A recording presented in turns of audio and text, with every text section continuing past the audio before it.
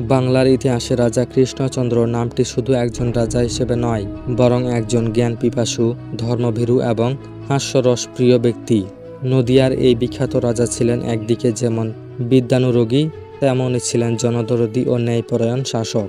তার রাজত্বকালে বাংলা সাহিত্য, ধর্ম, সংস্কৃতি এবং হাস্যরসের নতুন দিগন্ত উন্মোচন হয়েছিল। আর তার দরবারেই জন্ম নেয় গোপাল ভাঁড়ের মতো কিংবদন্তি চরিত্র। আজ আমরা জানব সেই রাজা কৃষ্ণচন্দ্রের জীবনের গল্প, যিনি রাজত্বের চেয়ে মানবতার সিংহাসনে ছিলেন আরও উঁচুতে। রাজা কৃষ্ণচন্দ্র ছিলেন নদিয়ার রাজপরিবারের অন্যতম বিখ্যাত শাসক। তার পূর্ণ নাম রাজা কৃষ্ণচন্দ্র। তিনি 1710 সালের দিকে জন্মগ্রহণ করেন। রাজত্ব করেছিলেন 1728 থেকে 1782 সাল পর্যন্ত। তার রাজধানী ছিল নদিয়ার কৃষ্ণনগর। কৃষ্ণনগর শহরের নামকরণও তার নামেই করা হয়। তিনি ছিলেন একাধারে রাজা, পণ্ডিত এবং ধর্মপ্রাণ হিন্দু। রাজা কৃষ্ণচন্দ্রের দরবারে ছিল জ্ঞানী ও কবিদের মিলনস্থল। সেখানে গোপাল ভাঁড়ের মতো বিদ্বেষক রাজাকে হাসাতেন এবং সত্য কথা বলতেন।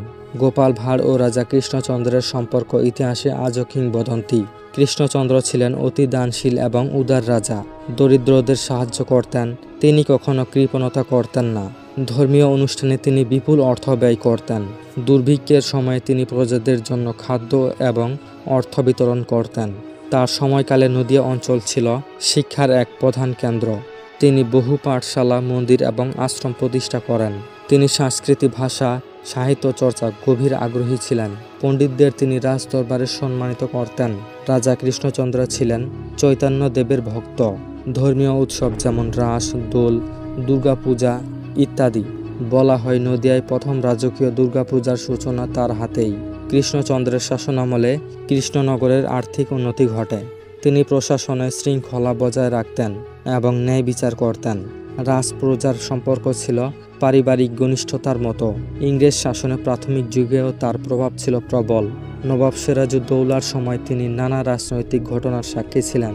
বলা হয় তিনি ইংরেজদের সঙ্গে কৌশলগত সম্পর্ক রেখেছিলেন।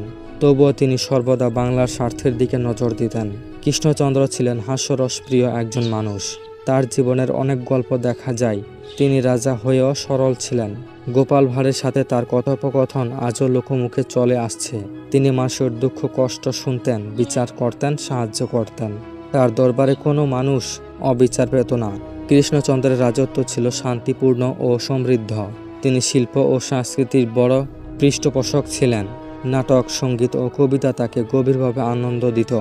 তার রাজপ্রাসাদে নিয়মিত সাংস্কৃতিক অনুষ্ঠান হতো। রাজা কৃষ্ণচন্দ্রের একাধিক ঐতিহাসিক দালান আজও নদিয়ায় দেখা যায়। কৃষ্ণনগরের রাজবাড়ি তার স্থপরুচির সাক্ষী।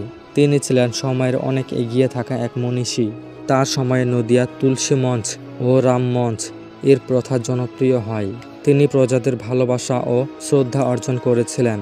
রাজা কৃষ্ণচন্দ্রের মৃত্যু হয় 1882 সালে। মৃত্যুর পরও তার নাম নদিয়া তথা বাংলার ইতিহাসে অমর হয়ে আছে। আজও তাকে নদিয়ার রাজা বলে শ্রদ্ধা ভরে সম্মান করা হয়। তার নামেই কৃষ্ণনগর শহর খ্যাতি ছড়িয়ে পড়েছে বিশ্বে। তিনি ছিলেন এক অনন্য রাজা, যিনি রাজত্বের চেয়ে মানবতার রাজত্বে বড় ছিলেন। গোপাল ভাঁড় ও কৃষ্ণচন্দ্রের যুগ ছিল বাংলা সাহিত্যের সোনালী অধ্যায়। তার জীবন আমাদের শেখায় ক্ষমতা নয়, দয়া ও জ্ঞানের মাধ্যমে মানুষ অমর হয়। রাজা কৃষ্ণচন্দ্র আজও বাঙালির হৃদয়ে এক কিংবদন্তি নাম। তো বন্ধুরা, ভিডিওটি ভালো লাগলে লাইক করবেন, চ্যানেলটি সাবস্ক্রাইব করে পাশেই থাকবেন। ধন্যবাদ।